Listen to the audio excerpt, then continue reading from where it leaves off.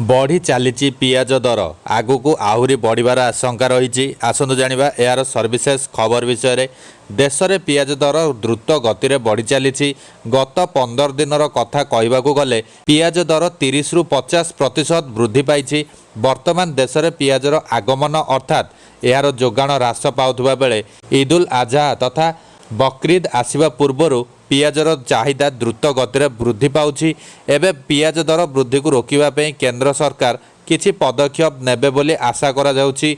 महाराष्ट्रर नासिक रे थिबा एशियार सर्वबृहत पियाज मंडी लासल गाँव रे पियाजर हाराहारी पाइकारी मूल्य यथेष्ट वृद्धि पाई। सोमवार एठारे हाराहारी पाइकारी दर किलो प्रति 26 टंका थिबा बेले गत मास 25 तारिख रे एहा किलो पिछा 17 टंका थिला।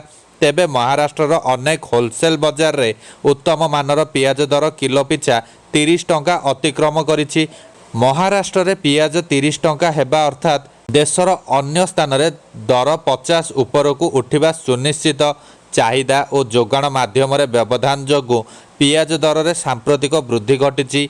जून मासरू मंडी और बजार को आसुथबा पियाज चाषी और व्यवसायी माने रखिथिबा स्टॉक रु आसुछि। तेबे 2023-24 वर्षर रबी फसल ह्रास पाइब बोली चाषी आशा प्रकाश करिथिबा परे पियाज दर बढ़िबो बोली आशा करा जाउछि।